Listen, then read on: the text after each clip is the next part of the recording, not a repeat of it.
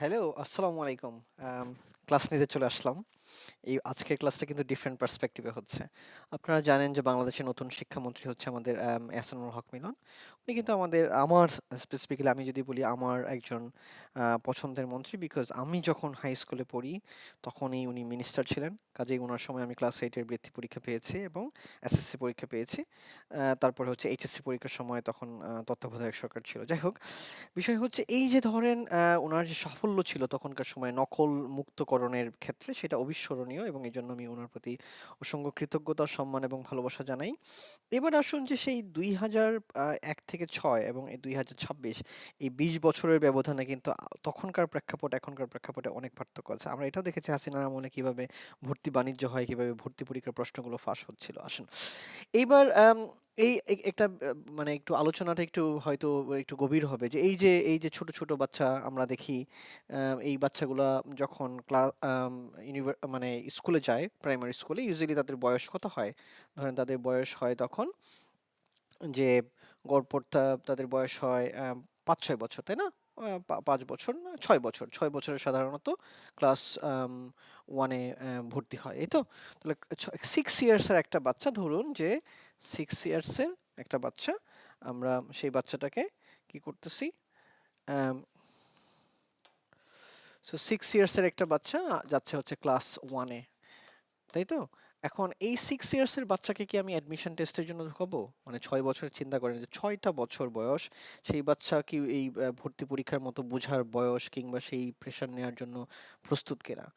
কাজেই হাসনাত যখন পার্লামেন্টে প্রস্তাব তুললো যে দরকার অ্যাডমিশন টেস্টে লটারির মাধ্যমে ভর্তি করার থেকে, সেটা অবশ্যই দরকার। কিন্তু কোন লেভেল থেকে দরকার? That is important factor. আমরা কি ক্লাস 6 ইয়ার্সে ক্লাস 1 থেকে অ্যাম একটা বাচ্চার জন্য ভর্তি পরীক্ষার আয়োজন করব নাকি সেটা হবে কোনো ইন্টারন্যাশনাল স্ট্যান্ডার্ড? কাজেই যখন হাসনাত এরকম একটা প্রস্তাব তুলেছে, সাথে, সাথে কিন্তু শিক্ষামন্ত্রী সেখানে হ্যাঁ বলার দরকার ছিল না। উনি যেটা বলতে পারতেন যে, "ঠিক আছে, প্রস্তাবটা সুন্দর, আমরা এটা খতিয়ে দেখব।" সেখানে বিশেষজ্ঞদের সঙ্গে কথা বলা, যারা এডুকেশনিস্ট আছে, প্রফেশনাল টিচার আছে, তাদের সঙ্গে কথা বলা এবং ওয়ার্লড ওয়াইড কি চলতেছে। এখন পৃথিবীতে তো অনেকগুলো উন্নত দেশ আছে। ইউরোপ, পশ্চিমা বিশ্ব ছাড়াও তো সিঙ্গাপুর, মালয়েশিয়া ওখানে কোরিয়া, চায়না, জাপান তারাও তো ভালো করছে। কাজেই সবকিছু মিলিয়ে যে ওখানে আসলে কোন ধরনের স্ট্র্যাটেজিতে গেলে আমাদের বাচ্চাদের ভবিষ্যৎ সুন্দর হবে, তারা ক্রিয়েটিভ হবে, তাদের মননশীলতার বিকাশ ঘটবে, সেটা চিন্তা ভাবনা করে গবেষণা করে তারপরে আমাকে সিদ্ধান্ত হুট করে কিন্তু আমি একটা ডিসিশন নিতে পারি না। এটা কিন্তু একনায়কতন্ত্রের লক্ষণ।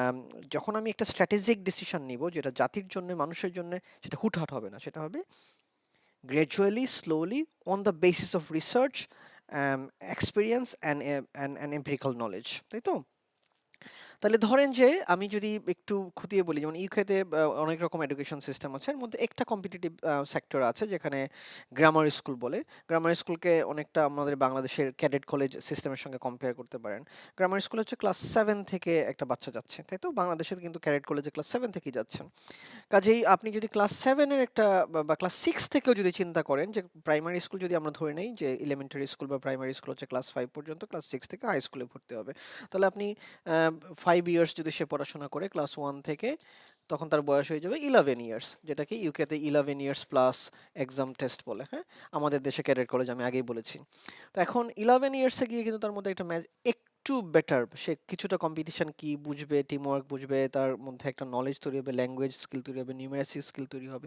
তখন হয়তো আপনি তাকে কম্পিটিশনের দিকে আস্তে আস্তে নিতে পারেন ইভেন আপনি দেখেন বিশ্বের যে ক্লাবগুলো আছেন ফুটবল ক্লাব বা ক্রিকেট ক্লাব সেখানে কিন্তু ওই 5-6 ইয়ার্সের বাচ্চাকে নেয় না সেখানেও আন্ডার 13 আন্ডার 14 থেকে শুরু হয় একটা সার্টেন এইজ এর পরে কারণ তার তো কম্পিটিশন কি সেটা বুঝতে হবে আম, তো ফ্যাক্টর হচ্ছে যে এই 11 ইয়ার্স থেকে যদি আমরা চিন্তা করি বা 10 ইয়ার্স থেকে চিন্তা করি ক্লাস 6 থেকে মানে হাই স্কুল পর্যায়ে আমরা এই ধরনের ভর্তি পরীক্ষা নেওয়াটাকে আমি সমর্থন করি কিন্তু ডেফিনেটলি ডেফিনেটলি অবশ্যই অবশ্যই না যেটা এলিমেন্টারি স্কুল বা প্রাইমারি স্কুলের জন্য কোনোভাবেই এটা হতে পারে না কেমন আচ্ছা, এবার আসেন যে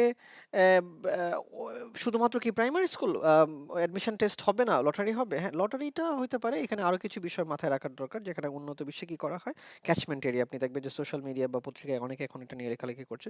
কার বাড়ি কোন এলাকায়, সেই বাড়ি বাড়ি থেকে তার কাছের স্কুল কোনটা, সেই স্কুলে যেন সে বিনা গাড়ি ভাড়ায়, বিনা সময় ক্ষেপণে যেন সে চলে চলে যেতে পারে, তা একা একা চলে যেতে পারে। ইভেন বাবা মা ছাড়া অনেক সময় বাচ্চারা একা স্কুলে যায়। আচ্ছা, ধরে নিলাম যে নিরাপত্তার স্বার্থে বাবা মা দিবে, সেক্ষেত্রে যে ওয়াকিং ডিস্টেন্স হবে, কাছের ক্যাচমেন্ট এরিয়াতে কোন স্কুলগুলো আছে সেই স্কুলে বাচ্চারা প্রাইমারি স্কুলটা পড়াশোনা করবে। এবং এইটা হবে যেটা আগেই বললাম যে লোকাল এরিয়া অনুযায়ী, লোকাল এরিয়া। এবং এটা যদি আমরা এমনভাবে চিন্তা করি যে বাংলাদেশের প্রত্যেকটা প্রাইমারি স্কুলের স্ট্যান্ডার্ড ইকুইভ্যালেন্ট, হ্যাঁ, আমি গভর্নমেন্টের কথা বলছি, যে সরকারি প্রাইমারি স্কুল যেগুলো আছে সবগুলো একই রকম স্ট্যান্ডার্ড হবে, তাহলে তো আমার এই স্কুলে ভর্তি করতে হবে, ওই স্কুলে ভর্তি করতে হবে, এরকম মারামারি কাটাকাটি লাগার কোনো কারণ নাই।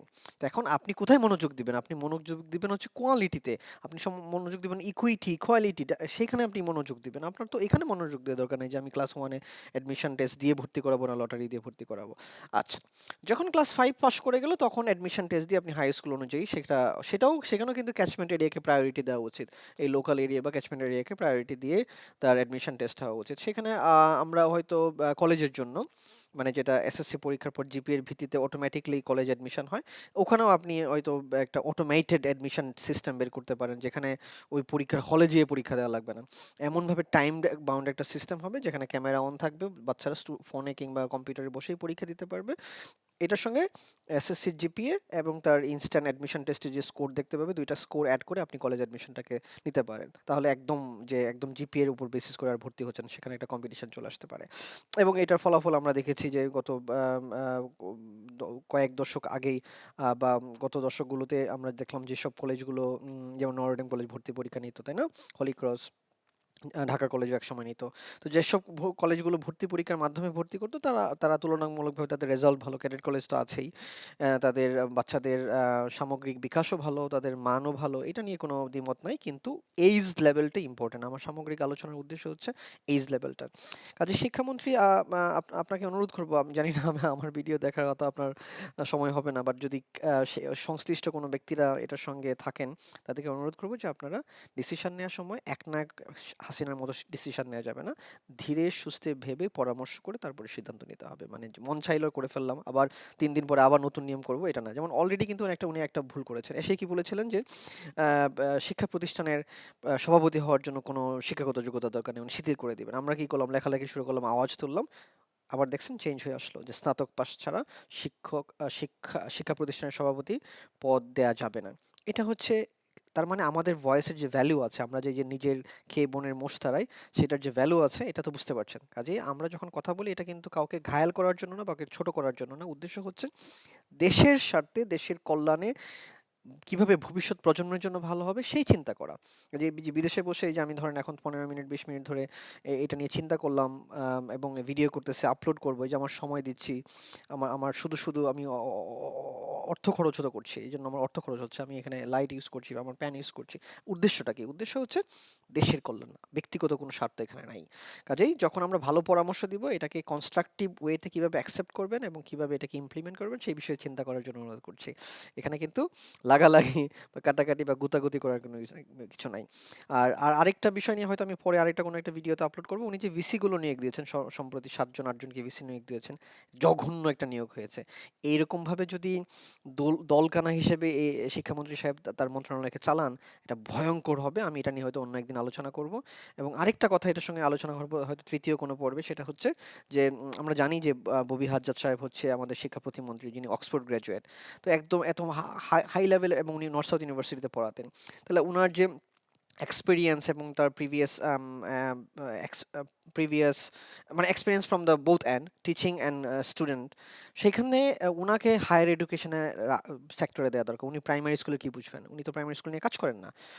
আমার যেটা ধারণা, হয়তো উনাকে জিজ্ঞেস করলে আমার ধারণা যে উনি আমার সাথে এগ্রি করবেন, যে he is more suitable for the higher education, because he was a teacher or professor in the higher education field, and also he has a very good experience from the UK, from university of Oxford, তাহলে চিন্তা করেন যার যেখানে specialisation, তাকে যদি সেখানে কাজে না লাগে অন্য জায়গায় কাজে লাগান, এটা তো কাজ হওয়ার কথা না। যেমন আমার স্পেশালাইজেশন হচ্ছে আমি হায়ার এডুকেশন নিয়ে কাজ করি, আমি কাজ করেছি ছোট লেভেল থেকে, but my specialization is higher education. আমি যদি ফিউচারে কখনো কাজ করি আমি হায়ার এডুকেশন নিয়ে কাজ করবো। আমি তো প্রাইমারি স্কুল বা হয়তো পলিসি মেকিংয়ে কাজ করতে পারবো, বাট প্রাইমারি স্কুল নিয়ে আমার যতটা ধারণা আছে, হাই স্কুল নিয়ে তার থেকে আরও একটু বেশি, এবং কলেজ এবং বিশ্ববিদ্যালয় নিয়ে আমার ধারণা বেশি, দেশে এবং বিদেশে। কাজে যার যেখানে ধারণা আছে সেইখানে তাকে, যার এক্সপিরিয়েন্স আছে, যার স্পেশালাইজেশন আছে, সেখানে তাকে কাজে লাগাতে হবে, তাহলেই তো তখন নলেজের প্রপার ইউটিলাইজেশন হলো। যাই হোক, ভিডিওটা বড় হয়ে যাচ্ছে। আশা করছি যে ভবিষ্যতে আমাদের সিদ্ধান্তগুলো হবে আরও পাকাপোক্ত, আরও সুন্দর, আর না হলে পস্তাতে হবে। ভালো থাকবেন সবাই। আল্লাহ হাফিজ। অ্যাডভান্স ঈদ মোবারক।